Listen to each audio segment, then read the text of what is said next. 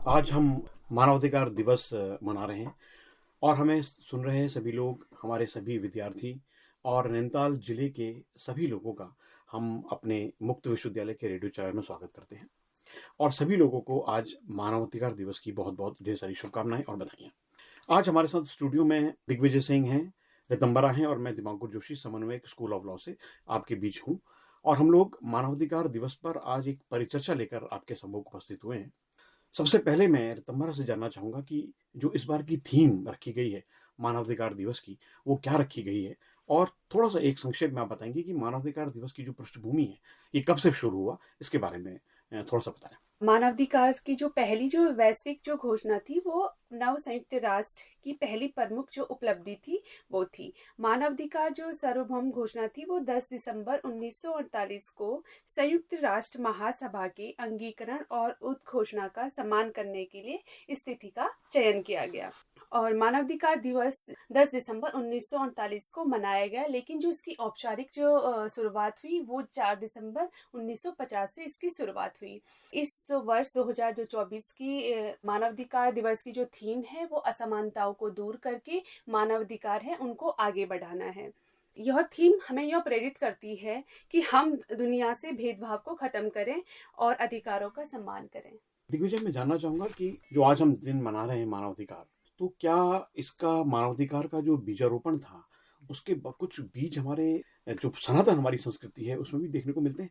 देखिए, मानवाधिकार जो है उसके सारे जो तत्व, अगर हम उसकी परिभाषा में जाएं तो उसके स्रोत और उसकी जो सार्वभौमिकता है वह सभी कुछ जो पारंपरिक हमारा भारतीय दर्शन है उसमें भी हम पाते हैं।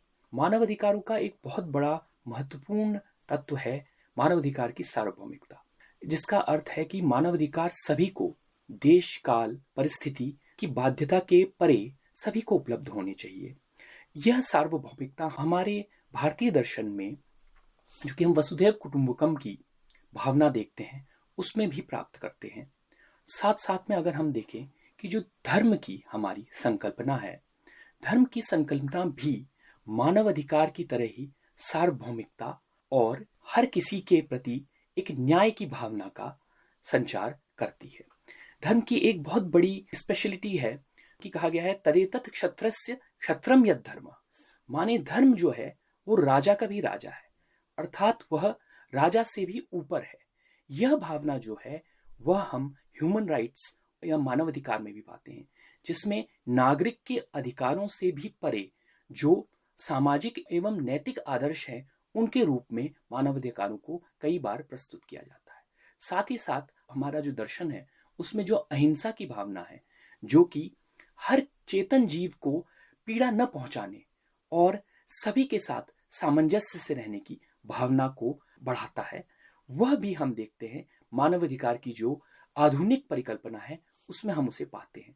तो मानवाधिकार की जो आधुनिक परिकल्पना है और हमारे जो भारतीय दर्शन शास्त्र है उसमें पाए जाने वाले तत्वों में कई समानताएं हैं और भारतीय दर्शन शास्त्र ने भी मानवाधिकार पर एक बड़ा प्रभाव डाला है। देखिए, हम जानते हैं कि हमारी जो संस्कृति रही है, हमारा जो सनातन धर्म का जो हमारा दर्शन रहा है, उसमें हम जो हमारी नॉन लिविंग चीज़ें हैं उनको भी हम उनको पूछते हैं। आप नदियों को पूछते हैं, पर्वत को पूछते हैं। तो यानी कि अधिकारों की बात हमारे जो पुरातन हमारे महाभारत और रामायण जैसे ग्रंथ हैं वहाँ पर भी समाहित की गई है। तो रितंबर, मैं जानना चाहूँगा कि क्या हमारा संविधान, ये जो 1948 का जो डिक्लेरेशन आया, तो उसके जो महत्वपूर्ण जो मानवाधिकार थे जिनको कि उसमें शामिल किया गया, क्या हमारे संविधान के भी भाग हैं? हमारे संविधान में अगर मौलिक अधिकारों की बात करते हैं तो उसमें भी हमारे जो अधिकार हैं, मौलिक अधिकार हैं, वो भी मतलब मानवाधिकार जो हमारे हैं और जो हमारे नीति निर्देशक तत्व हैं उसमें भी हमारे इनकी बात है। हमारे संविधान में भी इसकी बात की गई। आपने बोला कि जो हमारा धर्म है या जो हमारी संस्कृति है, चाहे वो रामायण हो, और मतलब जब जब भी अगर मनुष्यों की मतलब उनकी रक्षा की बात होती है, तो अगर हम देखते हैं महाभारत में अगर हम बात करते हैं तो वहाँ पे भी जब कृष्ण जी ने भी अर्जुन को पूरा ही जिस तरीके से अधिकारों की बात करके उनकी रक्षा के लिए, चाहे वो प्रकृति की रक्षा हो चाहे वो मनुष्य की रक्षा है, तब तब हमेशा ही हमारे सनातन धर्म में भी इन चीज़ों की बात आती है। देखिए, मैं आपसे जानना चाहूँगा कि मानवाधिकारों में अगर हम स्पेसिफिकली महिलाओं के अधिकारों की बात करें, तो क्या संविधान महिलाओं के अधिकारों को भी प्रोटेक्ट करने की बात करता है? महिलाओं के अधिकारों के अगर हम देखें, महिलाओं के अधिकारों का संरक्षण करने के लिए पहली चीज़ तो है कि जो हमारे फंडामेंटल राइट्स हैं उन्हीं में जो राइट टू इक्वालिटी का एक तरीके से हमारे वहाँ जो समानता का अधिकार दिया गया है, वो अपने आप में एक, जैसे कि उस ज़माने के जो संविधान के एक्सपर्ट थे ग्रैनविल ऑस्टिन, उन्होंने कहा कि ये एक रेवोल्यूशनरी, एक क्रांतिकारी एक स्टेप था। क्योंकि आप देखिए पुराने ज़माने में जो पुरानी हमारा या पूरे विश्व में आप समाज देखें, हाँ। वो एक तरीके से असमानताएं उसमें बहुत सी थी, बिल्कुल। और खासकर पुरुष और महिला की भी बिल्कुल। हाँ। असमानताएं थी। तो उस जमाने में जब हमें एक तरीके से आज़ादी प्राप्त हुई, तो हमने एक नए समाज को रचने के लिए और हमारा परंपरागत जो असली मूल्य थे उनको वापस लाने के लिए हमने कोशिश करी, और उसमें जो हमारा राइट टू इक्वालिटी, जो समानता का अधिकार है, वो बहुत महत्वपूर्ण है। साथ साथ में पूरे संविधान में महिलाओं को और सभी जो हमारा कमजोर वर्ग भी है उनको और आगे बढ़ाने के लिए कई प्रकार के अधिकार और कई प्रकार के प्रोविजन किए गए हैं। दोबारा मैं आपसे जानना चाहूंगा कि जैसे हम देख रहे हैं कि पूरा विश्व इस समय युद्धग्रस्त है, तो आपको क्या लगता है कि वहां पर ये जो युद्धग्रस्त क्षेत्र हैं, यहाँ पर मानवाधिकारों का उल्लंघन हो रहा है और उनको रोकने के लिए क्या प्रयास किए जाने चाहिए? जब जब मानवाधिकारों का हनन होता है, तो मानवाधिकार इसीलिए ही बने हैं कि ताकि हम मानव जो अधिकार है उनकी रक्षा कर पाए। तो आज अगर वैश्विक जो सबसे बड़ी समस्या है वो युद्ध जैसी समस्या है, और मतलब पूरे विश्व में अगर युद्ध की बात करते हैं तो ये पूरे विश्व को डरा के रख दिया है कि अगर ऐसी स्थिति आती है तो पूरा विश्व जो है वो खत्म हो बिल्कुल, जाएगा। परमाणु युद्ध की परमाणु स्थिति युद्ध बनी की हुई स्थिति है। बनी हुई है, और हम लोगों को ये देखना है कि आपस में युद्ध मतलब पूरा जो विश्व है वो एक वैश्विक मंच तैयार कर रहा है, ताकि सभी लोग जो हैं युद्ध जैसी घटनाएं ना हो, और आपस में मतलब जो वार्ताएं हो रही है सारे जो विश्व में, और ऐसा वैश्विक मंच तैयार हो रहा है ताकि युद्ध जैसी स्थिति ना हो। अगर युद्ध होता है तो पूरा ही विश्व खत्म हो जाएगा। और इसके लिए जो हमारे जो अंतर्राष्ट्रीय जो संगठन हैं, उनके जो आपस में जो शिखर सम्मेलन है, उनमें भी आज जो प्रमुख जो मुद्दा बना है वो युद्ध को लेकर के ही इस तरीके की जो बात हो रही है। सैन्य संघर्षों में खासकर ये महत्वपूर्ण हो जाता है कि कैसे जो नागरिक जो आपकी वो हैं उनको कैसे हम सैन्य संघर्ष से उसमें बचाया दूर जा रखें, सके। बिल्कुल। और ये हम देखते हैं कि नए युद्ध की जो हम ये एक तरीके से आगाज देखते हैं, उनमें नागरिक जो हैं वो काफी हद तक उस युद्ध की जद में आ रहे हैं। तो जो मानव अधिकार हैं आज और भी ज्यादा प्रासंगिक हो गए हैं, और उनका उनका महत्व आज और भी बढ़ गया है, क्योंकि दुनिया में हमें फिर से जो हमारा एक तरीके से द्वितीय विश्व युद्ध के बाद एक हमारे विश्व में कंसेंसस बना था कि शांति जो है वो पहली हमारी जरूरत है, तो उसे फिर से हमें लाना है। इस वजह से मानव अधिकार की प्रासंगिकता जो है वो अब और बढ़ रही है। और जो ये जो युद्ध जैसे अगर यूक्रेन, इसमें जो महिलाएं हैं, जो नागरिक हैं, उनकी रक्षा के लिए भी हम लोग मतलब पूरा जो विश्व है एक हो जाता है कि जैसे युद्ध जैसी स्थिति में महिलाएं हैं, जो मतलब नागरिक है, उनकी बच्चे हैं, उनकी रक्षा के लिए भी हमारे जो मानवाधिकार हैं वो इसमें बात करते हैं। हाँ, बिल्कुल। जैसे आप देखिए अभी जब वॉर हुई है, तो बहुत ढेर सारे बच्चे जो हैं वॉर में इसके प्रभावित हुए हैं। बहुत बच्चे हताहत हुए हैं, जबकि उनको इस युद्ध की विभीषिका से दूर होना चाहिए था। लेकिन हम उनको कहीं न कहीं सुरक्षा प्रदान नहीं कर पा रहे।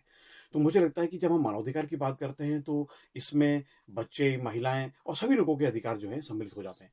और हमें उन सभी के अधिकारों को सुरक्षित रखने के लिए प्रयास करने चाहिए, और युद्ध किसी भी समस्या का समाधान नहीं है। अंततोगत्वा हमें कूटनीतिक प्रयास द्वारा ही इसको समाप्त करने के लिए आगे बढ़ना चाहिए।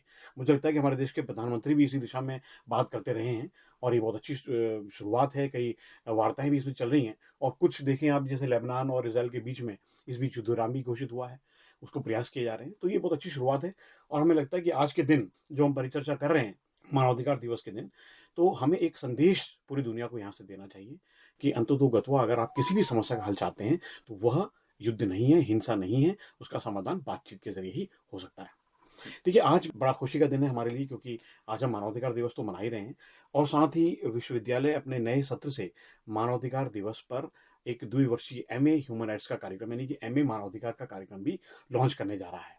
इसकी दिशा में हम लोग आगे बढ़ रहे हैं, और हमारे क्षेत्र के सभी जितने भी शिक्षार्थी हैं या देश भर के शिक्षार्थी हैं, उनके लिए काफ़ी लाभकारी कार्यक्रम होगा एमए ह्यूमन राइट्स का, जो कि पूरे देश में अभी हम पहले विश्वविद्यालय होंगे जो कि मानवाधिकार पर ये एमए प्रोग्राम को लॉन्च करेंगे। एक आध जगह चल रहा होगा, लेकिन ओडीएल मोड में अभी दूरस्थ क्षेत्र के बच्चों के लिए ये कार्यक्रम लॉन्च करने का मुक्त विश्वविद्यालय, उत्तराखंड मुक्त विश्वविद्यालय प्रयास कर रहा है।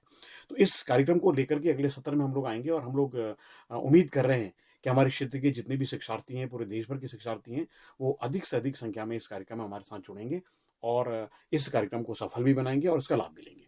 ये कार्यक्रम किस प्रकार का होगा, इसकी जो रूपरेखा है कि ये आपका कैसा होगा, मैं दिग्विजय से पूछना चाहूँगा कि थोड़ा सा आप इसमें प्रकाश डालिए कि ये कार्यक्रम कितने क्रेडिट का होगा और ये कार्यक्रम में कितने सेमेस्टर्स होंगे। थोड़ा सा इसका एक ब्रीफ जो है आप बच्चों के सामने रखें। इस कार्यक्रम जो ये 2 वर्षीय कार्यक्रम है वो उसमें 4 सेमेस्टर होंगे और उसमें टोटल जो है 80 क्रेडिट होंगे और पर सेमेस्टर आपके 20-20 क्रेडिट इसमें कंसिडर किए जाएंगे।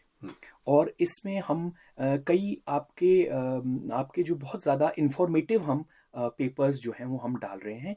जैसे जो ह्यूमन राइट्स है उनका जो ऐतिहासिक और दार्शनिक पक्ष है, और ह्यूमन राइट कैसे इंडिया में, जो ह्यूमन राइट्स इंडिया में उनकी क्या स्थिति है, इंटरनेशनल लेवल पे क्या स्थिति है, और बाद में थोड़ा जो टेक्निकल है वो भी आपको पढ़ने को मिलेगा। जैसे जो क्रिमिनल जस्टिस सिस्टम है उसमें ह्यूमन राइट्स की क्या स्थिति है, इन्वायरमेंट और ह्यूमन राइट्स का क्या संबंध है, और बिजनेस और ह्यूमन राइट्स का क्या संबंध है। साथ ही साथ समसामयिक जो हमारे मुद्दे हैं, चाहे वो सोशल मूवमेंट हो और महिलाओं और ह्यूमन राइट हो, मीडिया और ह्यूमन राइट हो, और ह्यूमन राइट और गुड गवर्नेंस, इन सभी पे आपको जानकारी प्राप्त होगी।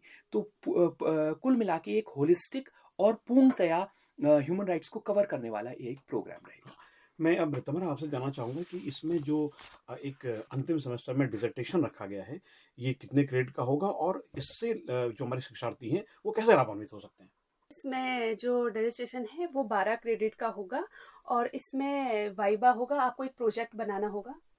तो डिसर्टेशन लघु शोध प्रबंध की तरह तो होता है। आपको इसमें रिसर्च करने का आपको ये मौका मिलेगा कि आप जब एमए कर देंगे तो उस पहले ही आपको रिसर्च किस तरीके की होगी आपको वो सीखने को मिलेगा, और आपको इंटरव्यू जैसे फेस होता है तो वाइवा भी उसी तरीके का होगा। तो आपको इस तरीके के मौके मिलेंगे और आने वाले इसके अनुभव प्राप्त। तो ये जो भी हमारे विद्यार्थी इसके बाद रिसर्च में जाना चाहते हैं उन लोगों के लिए हम एक बहुत अच्छा ही कार्यक्रम लेकर आएंगे। जब आप लघु शोध प्रबंध तैयार करेंगे, जो प्रोजेक्ट्स हमने इसमें रखे हैं स्किल एनहेंसमेंट के और एबिलिटी एनहेंसमेंट के, उनको जब आप लोग करेंगे प्रत्येक सेमेस्टर में तो आपको लाभ मिलेगा। इसकी वर्कशॉप वगैरह भी हम लोग संचालित करेंगे, इसकी क्लासेस भी हम लोग ऑनलाइन संचालित करेंगे।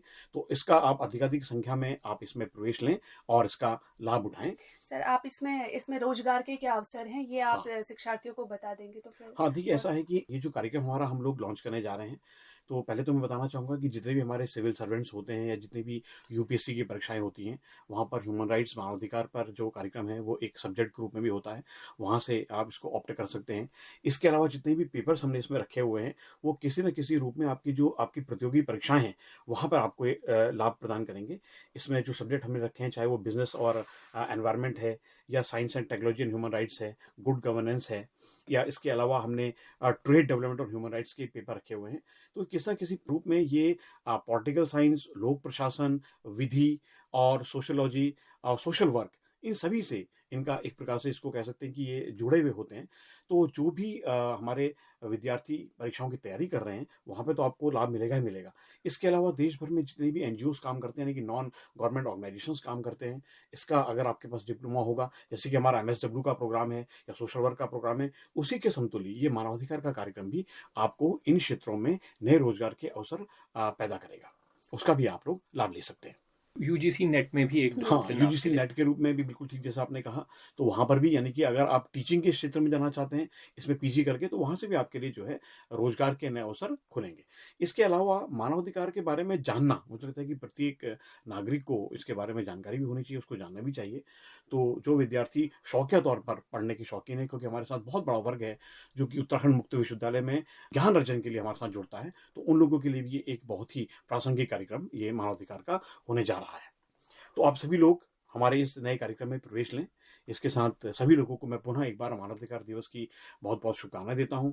और आज हमारे जो साथ में हमारे जो अध्यापक हमारे साथ जुड़े हुए हैं, रितंबरा नैनवाल जी और दिग्विजय जी, आपका बहुत बहुत धन्यवाद दूंगा स्टूडियो की तरफ से।